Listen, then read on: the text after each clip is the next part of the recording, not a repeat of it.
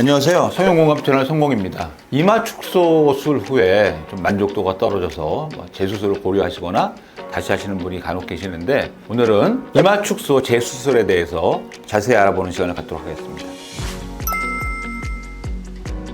대부분의 경우에 있어서 이마 축소술이 정상적으로 시행됐다 그러면 다시 급격하게 이마가 넓어지는 경우는 없다. 시간이 지남에 따라서 다시 서서히 처짐이 생기더라도 우리가 이마 축소술을 다시 해야 느낄 만큼 그렇게 많이 넓어지진 않는다, 이렇게 아시는 게 좋겠고, 이마 축소술 후에 터짐이 다시 생긴다 그러면 이마가 넓어지기보다는 눈 주변의 처짐이 좀 두드러지는 경우, 수년이 지난 후에 그런 경우가 생길 수 있겠죠. 하지만 정상적으로 이마 축소술이 시행되었다 그러면 이마가 갑자기 넓어지는 경우는 없고, 이마 축소 수술 후에 이마가 갑자기 넓어 보인다 하면 그거는 수술이 좀 덜 됐다, 부족한 경우다, 이렇게 생각해야 될 것 같습니다.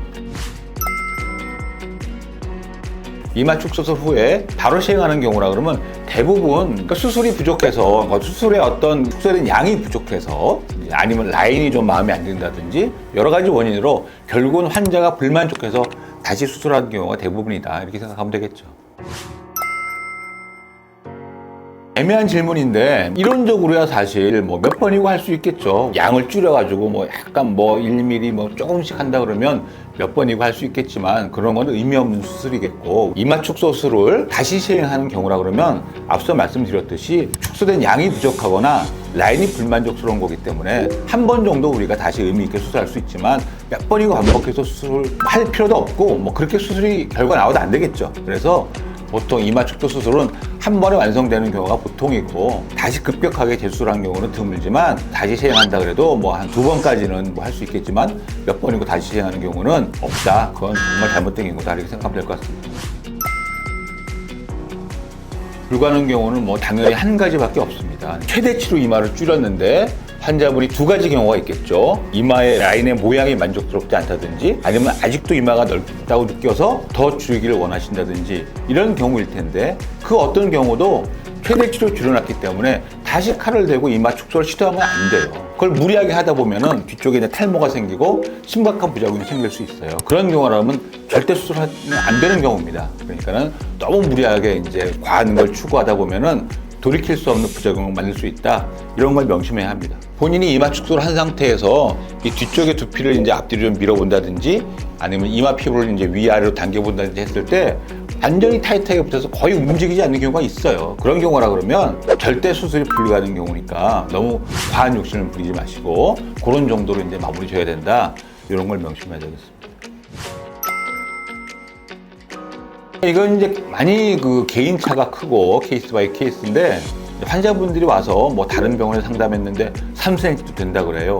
이런 얘기까지 하시는 분이 있고, 사실 그렇게 말씀하셨던 원장님이 계셨을지는 좀 의심스럽긴 하지만, 제 경험에 의하면 보통 안전한 범위 내에서는 1.5cm, 1.5cm 하면 사실 얼마 안 돼 보이지만, 우리가 헤어라인을 가상으로 1.5cm를 충분히 아래내렸다 그러면 굉장히 좋아 보입니다. 많은 양이 줄어드는 거거든요. 그러니까 제가 경험한 안전한 범위 내에서는 1.5cm까지는 보통 경우에는 충분히 줄일 수 있고, 어떤 경우에 있어서는 2cm까지도 안전하게 가능한 경우가 있는데, 대부분의 경우에 있어서는 1.5cm가 가장 안전한 범위다, 이렇게 아시면 될 것 같고, 줄일 수 있는 여유분이 있다 그러면 얼마든지 줄일 수 있지만, 그거는 원장님과 안전한 범위 내에서 잘 상담해서 판단하셔야 되지, 너무 무리하게 환자분도 원하면 안 되고, 또 원장님도 무리한 환자 요구에 응하려고 하면 안 된다, 안전하지 않다, 이런 걸 명심하셔야 되겠습니다.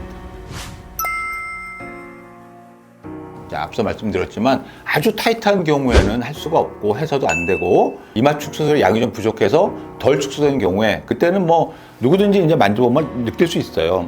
좀 여유분의 두피도 만져지고 피부도 어느 정도 여유가 있어서 더 줄 수 있다는 걸 판단할 수 있거든요. 그런 경우는 시기에 관계없이 할 수 있겠지만, 너무 타이트한 경우에는 다시 처짐이 생겨서 피부가 좀 느슨해지고 두피도 좀 적응해서 좀 느슨해졌을 때 할 수 있으니까, 그때까지는 꽤 오랜 시간이 지나야 되겠죠. 수년 이상.